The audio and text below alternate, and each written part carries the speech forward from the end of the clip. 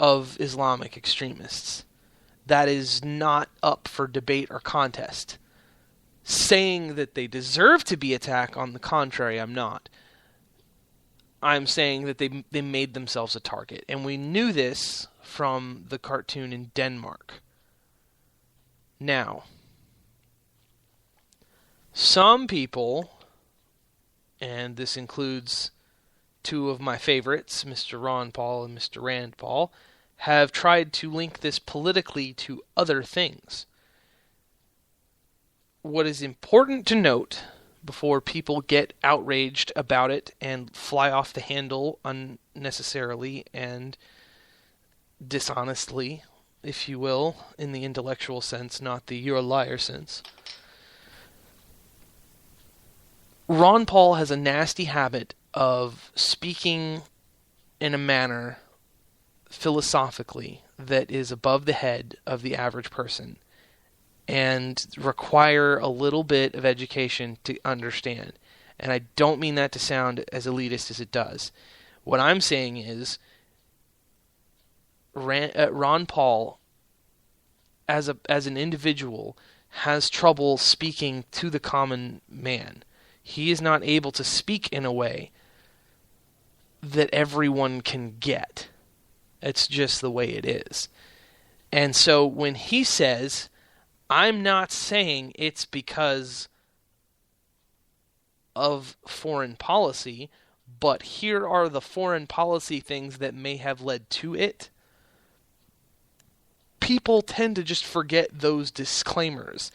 And they don't understand the fact that he's pointing out that policy influences social feelings and aggressions and holdings in the region. For example, when you talk about poverty, a lot of people try to say it's just race, or it's just education, or it's just laziness. And they completely just wipe away all of the other issues that have such a big effect on a complex topic like poverty. Now, you can talk about work ethic and education and how doing those two things will get you out of the poorhouse. And that's not wrong. In America, you can work your butt off and get somewhere. That's not what I'm contesting at all.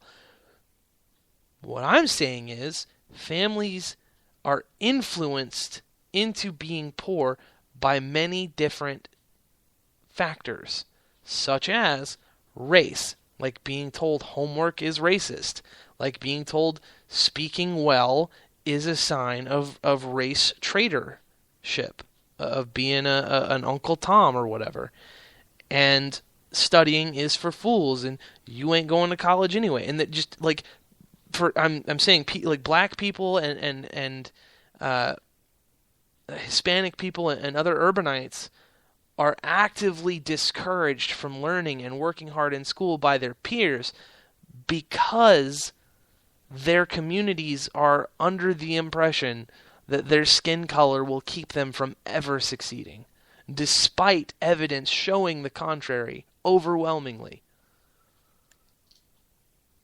So, when you listen to that whole spiel that I just talked about with race and poverty, does that sound like I'm saying black people and Hispanic people can't get into wealthier class brackets?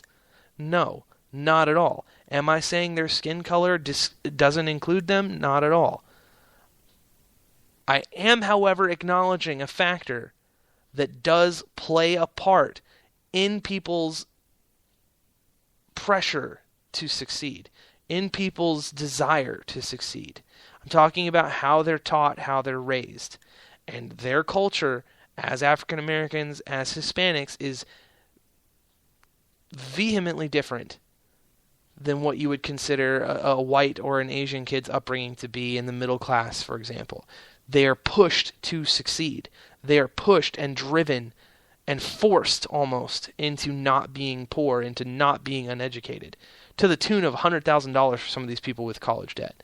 So when you look at an issue like that, you can see how the different factors play a part. You could also say location, there's no jobs in the area. You could also say location, that the schools are terrible.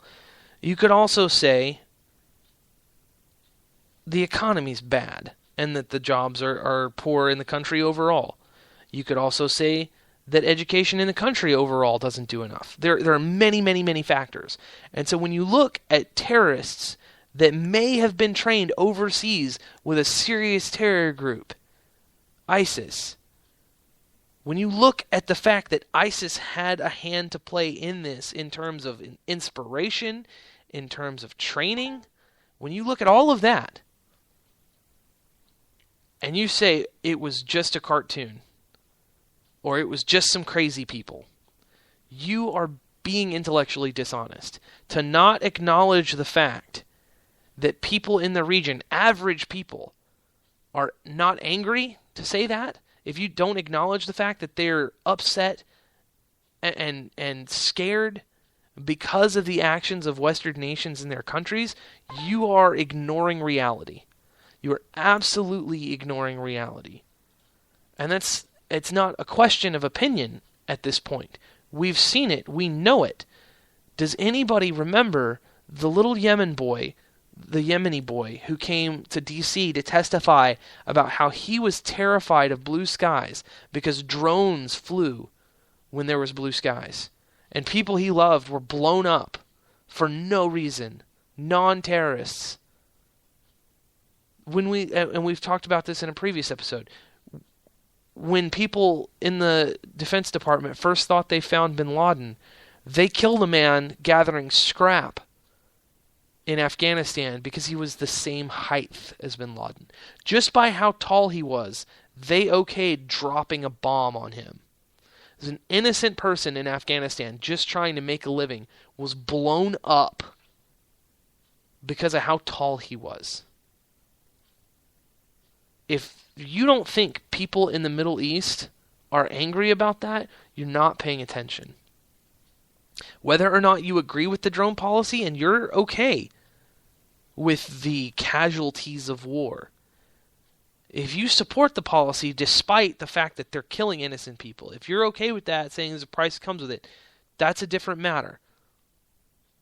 But you have to acknowledge the fact that if people are being killed, innocent people are being blown up, that their countries are being invaded, that their soldiers are going door to door kicking them in, that foreigners are setting up checkpoints all throughout their country and demanding to see their papers, that they can't walk down the street or look suspiciously at a soldier without being questioned. If you don't think that that makes them angry, you're in denial. So to say that Muslims would not be angry about the U.S.'s action and France's action in the Middle East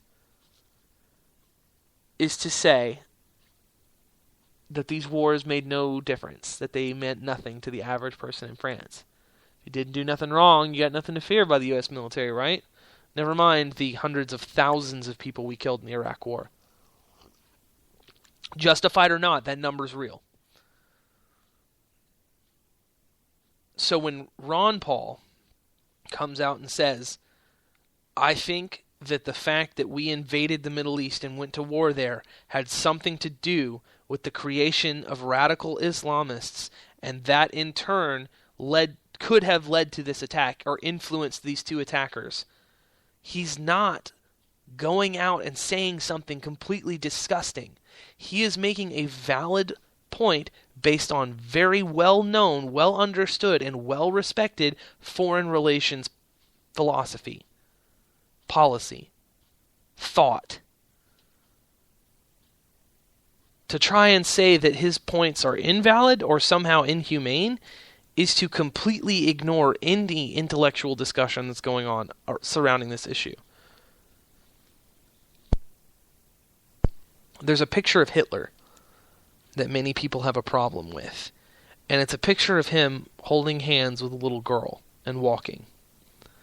And a lot of people say it's chilling to see a monster walking with such what appears to be an innocent little girl.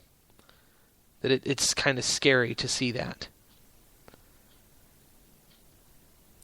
Well, that's because we've gotten into this habit in society of demonizing and dehumanizing the bad guys, the enemy. These radical terrorists, these Islamists, radical Islamists, when you're talking about them, when you're having a discussion about them, many people call them monsters. Many people call them barbarians and savages. And they think of them like they think of cannibals in Polynesia. What they don't acknowledge and what they forget is that they are just as human as you or me. And many of them come from Western countries with educations as good as, if not better, than many of yours at home. They are people. And I'm not saying that so you will sympathize with them. I'm saying that so you will understand them. They are influenced by many factors, just like all of you at home. They are not crazed animals going on shooting sprees because there's an infection in their bodies. They actually think and believe these things based on factors that have influenced their lives and decisions they have made in those lives. And it should scare you to hear that, and it should scare you to think of the enemy that way. It should scare you and terrify you to think that there is a being out there who possesses the capacity to have rational thoughts and chooses not to, and chooses to incite violence because of some warped, twisted ideology based on some misplaced anger at American foreign policy, that somehow they think they have the right to kill American citizens because of what the American government did.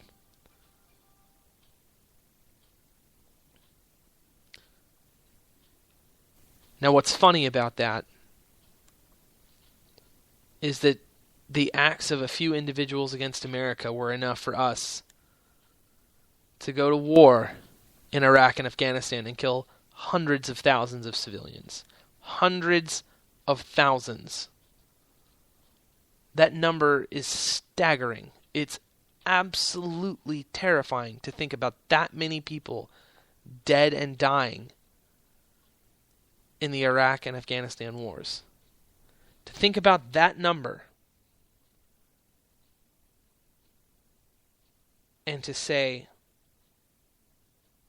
that these two gunmen are monsters for killing 12 civilians. We killed many, many more than that in the war. So if you think that it's monstrous, disgusting, twisted, or evil to say that those hundreds of thousands of deaths may have played a factor in inspiring a terrorist attack, you are intellectually dishonest. You are kidding yourself. And you can change, and you can learn, and that's why we're having this conversation. You can recover from that thought. Ron Paul is not a stupid man. You can disagree with him, but he's not a stupid man. He's got a point when he says killing women and children in Iraq and Afghanistan may have pissed some crazy people off. May have pissed off some people enough to the point to where they've decided their religion would be better than the governments we have in place now. And that's really all there is to it, in terms of what Ron Paul had to say. People also seem to have taken issue with what Rand Paul said, and I'd be more inclined to agree with those people. Rand Paul tried to connect terrorism to immigration, and say that we need to secure our borders so the terrorists don't get in, because terrorists come from other places. What is interesting is that these two terrorists have come out the information has come out that they are French citizens. They are homegrown terrorists. Homegrown.